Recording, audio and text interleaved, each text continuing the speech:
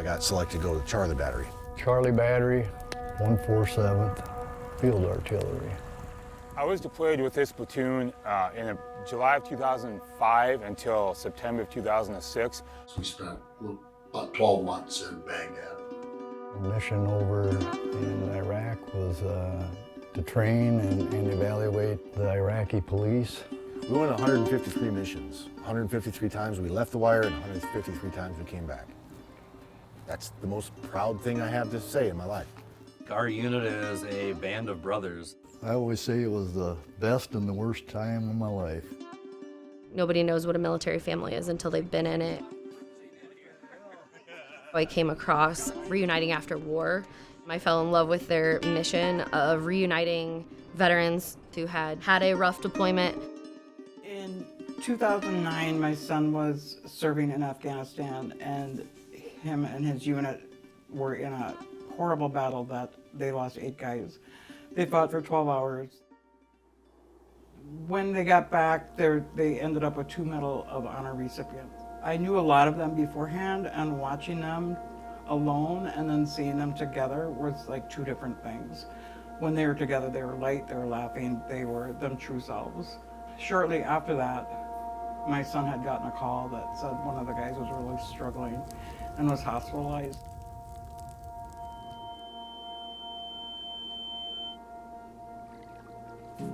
So we were talking, and I said, what would make you guys whole? What do you guys need? And he said, if you get us together, that will help a lot. And I founded Reuniting After War in 2016. I don't think there's anything else that is more satisfying than military family coming back together. We talk about camaraderie, man, to be so close to death, how much more you live.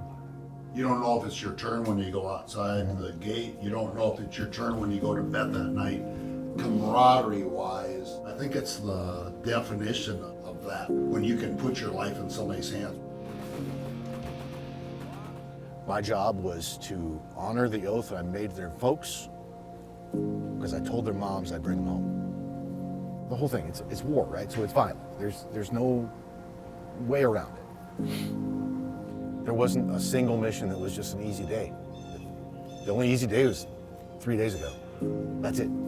All of your days were glorious and terrible, 99.87% boredom, and then, 0.1% of utter chaos. It's boredom until it's not boring, and then it's fucking chaos. Our area of responsibility was southeast Baghdad, to include an area called Salman Park. The insurgency in the south side of Baghdad and Salman Park was pretty heavy during that time. We've had more close calls than I can think about. I remember our actions on December 4th when Richard Shield was killed, as well as a friend of mine, Dan Chuka, was KIA. I think of the 4 guys that we lost all the time. I think of my little brother every day. Irony, Rich's birthday was November 29th. And on his birthday, he moved me in with Rich, so we bunked together.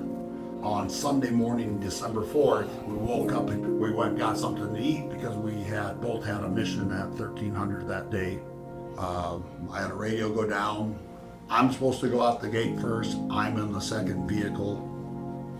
Rich went out the gate first because my radio went down. He was in the second vehicle. Rich gets hit by an EFP and he was killed.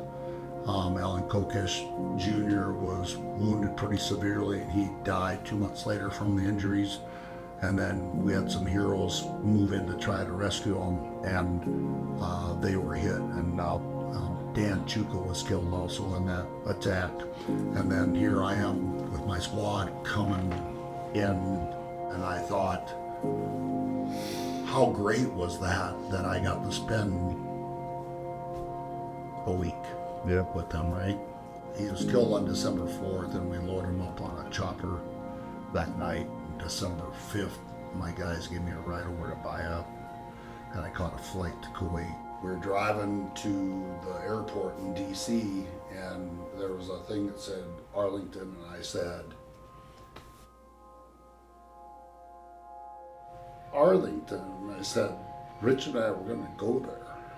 And he said, "That's your brother?" I said, "Yep." He took us there.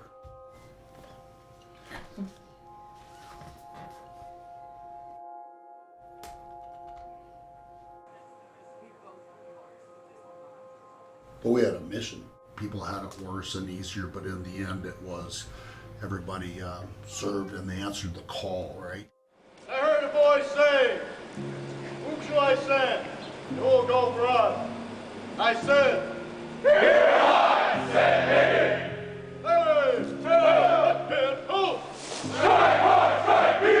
Coming home, we flew in to Sioux Falls, South Dakota, to 150 plus Harleys or motorcycles and Rolling Thunder group, multiple buses.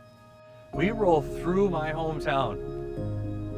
There was no more than a full block of space that was not littered with people, signs.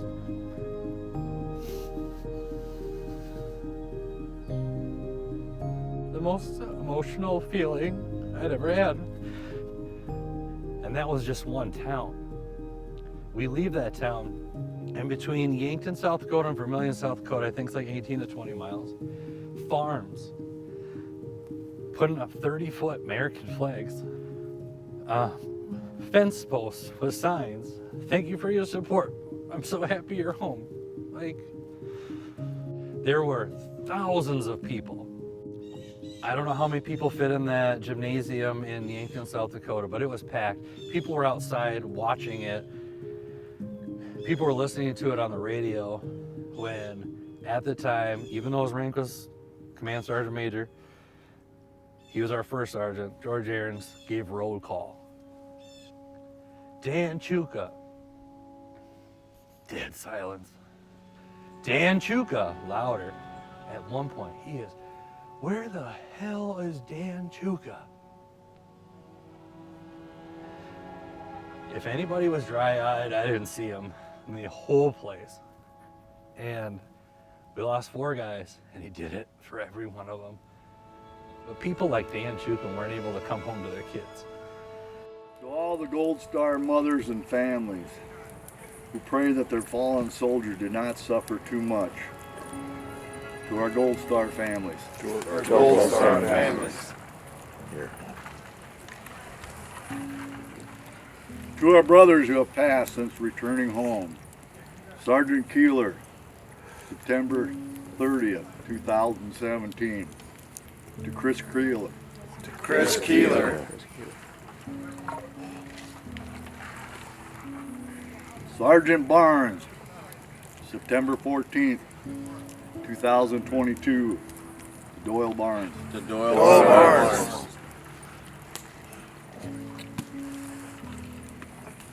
To all generations of American warriors who heard a voice and answered the call to end depression, sorrow, and suffering. To the dawn of peace. To the dawn of peace. To the fallen. John Herrick, June 6, 1944. To John Herrick. John Herrick. Sergeant Shield, Sergeant First Class Shield, December 4th, 2005. To Rich Shield. Rich Shield. Staff Sergeant Chuka, December 4th, 2005. Dan Chuka. Dan Chuka.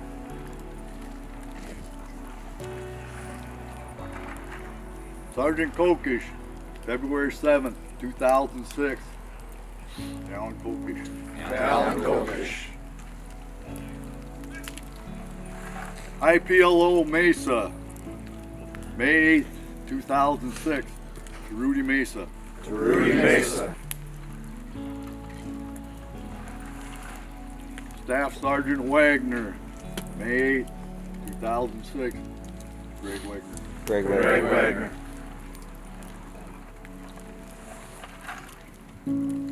Group, attention. And I heard a voice saying, Whom shall I send? And who will go for us? And I said, Here am I, send me.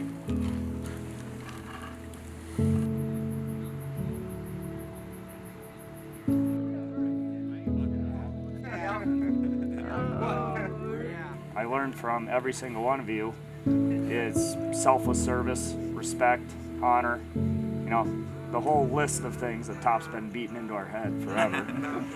And if you need help, don't ever be scared to ask for help. We're all here.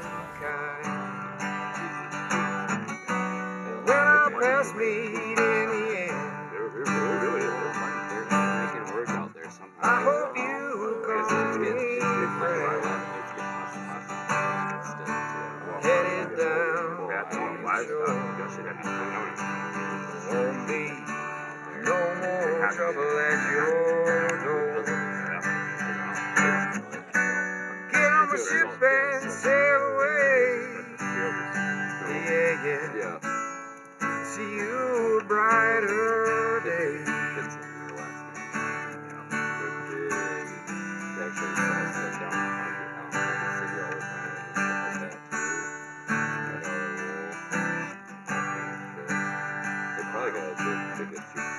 I had enough being wrong.